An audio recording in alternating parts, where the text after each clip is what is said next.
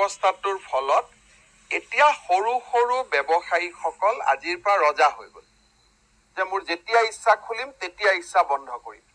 Police আৰু শ্ৰম ইন্সপেক্টৰে মোৰ ওপৰত অত্যাচাৰ কৰিব নোৱাৰে।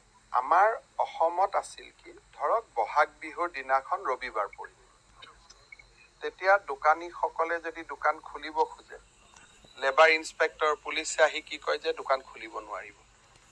ধৰক দুৰ্গা পূজাৰ দিনাখন আগদিনাখন পঞ্চমীৰ দিনাখন ৰবিবাৰ হ'ল, দোকানীয়ে দোকান খুলিব, কিন্তু দোকানীক দোকান খুলিব পুলিচে নিদিব।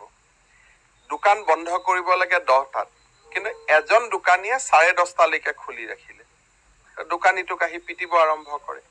গতিকে 24 ঘণ্টা খুলি দিয়া মানে 24 ঘণ্টা খোলা নহয়, তাৰ মানে হ'ল ক্ষুদ্ৰ ব্যৱসায়ীবিলাকে যাতে পুলিচ আৰু শ্ৰম ইন্সপেক্টৰৰ অত্যাচাৰ সহ্য কৰিব নালাগে। ইয়াতে কোনেও এটা ডিব্ৰুগড়ত মই খোল বুলি ক'লে 24 ঘণ্টা কোনোবাই দোকান খুলিব নেকি?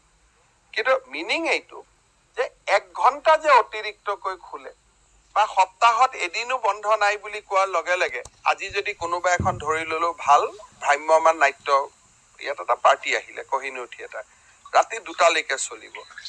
দোকানীজনে বিচাৰে যে মই ৰাতি 2টালৈকে দোকান খুলি ৰাখিব খোজো, এতিয়া ৰাতিলৈকে দোকান খোলা ৰাখিব পাৰিব। গতিকে ডিব্ৰুগড়, গুৱাহাটী, শিলচৰত আমি কৈছো যে আপোনালোকে 24 ঘণ্টা দোকান খোলা ৰাখক, কিন্তু তাৰ উদ্দেশ্য এইটো নহয় যে সকলোৱে দোকান খোলা ৰাখিব।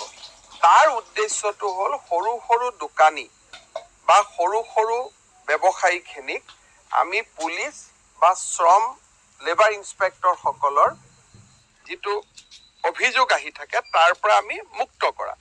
কোনোবাই, মই যদিও কৈছো 24 ঘণ্টা খোলক, কোনোবাই মাত্ৰ আধা ঘণ্টা বেছি খুলিব, কোনোবাই 1 ঘণ্টা বেছি খুলিব, কোনোবাই কোনোবা ৰবিবাৰত আহিব, কোনোবাই কোনোবা ৰবিবাৰত নাহিব।